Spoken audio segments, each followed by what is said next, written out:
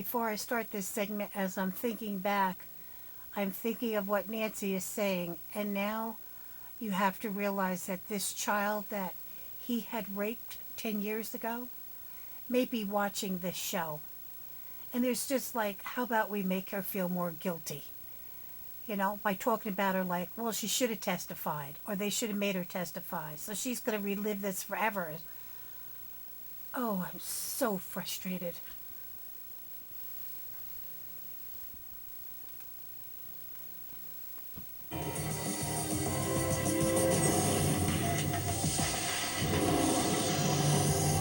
Judge, on the 1:30 calendar, item number 16, John Albert Gardner. A registered sex offender arraigned today in the death of 17-year-old Chelsea King. The FBI dive team made the grisly discovery. It's the most horrific thing a parent could ever go through. Chelsea's blood is on you. Move out.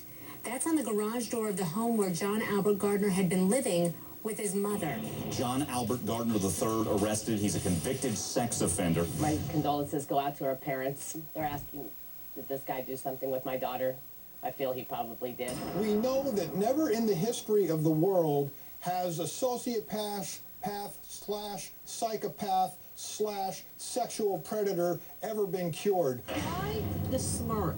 Why the smile in the mugshot? This is within hours, if police are correct, of murdering a 17-year-old girl. He is actually enjoying this experience. If what we are suspecting is true, this one guy is responsible for attacks on at least 4 people. This guy should be locked up. Psychiatrists determined that his callous attitude and his lack of remorse made him an extremely unlikely candidate for rehabilitation. We know that these characters are hardwired to do what they do. My first reaction was one of just pure horror for my daughter. Put them behind bars and keep them there so they can never get their hands on yet another innocent victim.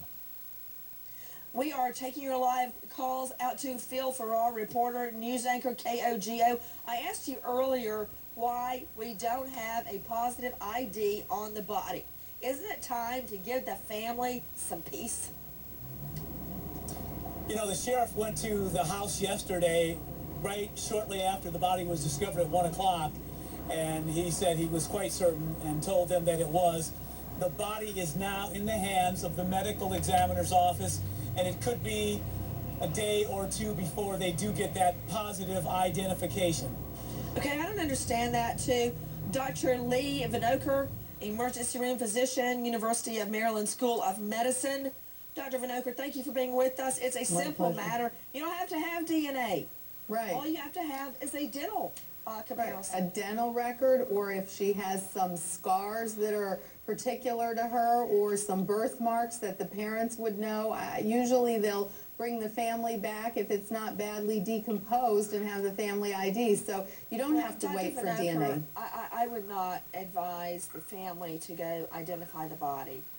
You know, having been in that position before when my fiance was murdered, I would not ask if I could get around to ask a family to make an ID. But you are right. But still, you've got dental records. So Yeah, I'm just wondering why they don't just put it to rest and name this her body. But you know what? That's a whole nother can of worms. Right now, I want to talk about John Albert Gardner the third. I want to go to Matt Zarrell, our producer on the story. Matt, when you take a look that he and just check off the names that we know of, he's connected to attacks on 5 different young girls. Give me the geography, the topography here. I understand that he's X amount of miles away from the home of Amber Dubois, but it turns out his mom lived about a mile from her. Give me the lowdown. Where does it all fit together geographically, Matt Zarrell? Okay, now Lake Hodges, where Chelsea King was killed, and where the attack on December 27th, that is about a mile from Gardner's mother's house. Now, 6 months ago, Gardner was staying in an apartment in Escondido. That apartment is a mile from Amber Dubois' school where she was last seen. He also currently lives in Lake Elsinore, which is about 50 miles north. In Lake Elsinore, in October, there was a report of an attempted abduction on a young girl, a man driving a sedan. She was able to get away, but police released a sketch. Now, this sketch bears a very striking resemblance to John Albert Gardner, Nancy. Joining me right now is a very special guest. This is Maurice Dubois. This is the father of 14-year-old Amber Dubois, who went missing in the very same area. Mr. Dubois, thank you for being with us. Thank you for having me, Nancy. Sir, I understand that you were in court today. What prompted you to go to court on the case of Chelsea King? Just the similarities in our case. You know, if there is any connection to Mr. Gardner and our case, I want to be there for his prosecution and soon-to-be execution, I would hope. Well, Mr. Dubois, now that you've brought up the death penalty, they are charging him in this case with what they call an aggravating circumstance. Under death penalty law, I guess the legislatures don't think that just any murder warrants the death penalty. There must be an aggravating circumstance such as a rape, a robbery, in the commission of another felony. I find that highly probative, Mr. Dubois, that they have formally charged him with an aggravating circumstance in the death of Chelsea King, that being the attempted rape.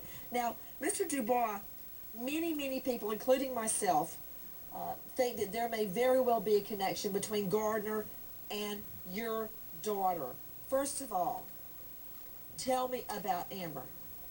Okay, well, first of all, I'd like to first give out our whole family's condolences to Chelsea King and the entire King family. Our hearts go out to them. And yeah, Amber was an excellent student, straight A's, perfect attendance, walking to school Friday the 13th, 7:10 in the morning, was 200 yards from the front gate, never made it into the front gate. She was last seen by an adult who knows her, and that's the last we have seen of her. We've had many leads and tips, but we have no significant stories to go on. Okay, Pat Brown, criminal profiler, author of Killing for Sport. Pat, I can tell you right now, whoever took Amber Dubois is a child predator. Because who is going to be hanging around a school at 7 a.m. on a Friday morning when little girls are going in and out? Absolutely. I mean, these predators know their trolling grounds, and they can spend a lot of time doing it. It's like going fishing, and you love fishing. You go to the lake all the time. These guys go to paths, schools, shopping malls, wherever they find their targets. So he's going to be just sitting out there waiting for that moment of opportunity. And I want to say one thing, though. We should really respect the rights, the belief systems of these men who do these things, the prisoners and defendants. And this man believed in the death penalty. So we should give him the death penalty. Well put, Pat Brown. Back to Mr. Dubois, Maurice Dubois, Amber's father. Amber went missing, as I recall, last February 2009. Mr. Dubois, you have said earlier that you were, quote, in denial about the possibility that Chelsea's death and Amber's disappearance may be linked. Why? Basically for the mere fact that we don't want any connection with our daughter to this monster. I mean, we know now what he's capable of, and we don't want any form of connection to this case whatsoever. We're hoping that this case would give us some good exposure on Amber, and someone out there will see Amber and help get her home to us. Everyone, we are talking about a 14-year-old girl, Amber Dubois, who went missing in the same area. We covered it live on our show when she went missing. That case is still unsolved. Take a look at Amber Dubois here with Chelsea King. As we go to air tonight, we are awaiting a positive ID on a young girl's body found at the water's edge there at a park. We are taking your calls live to Sandy in Ohio.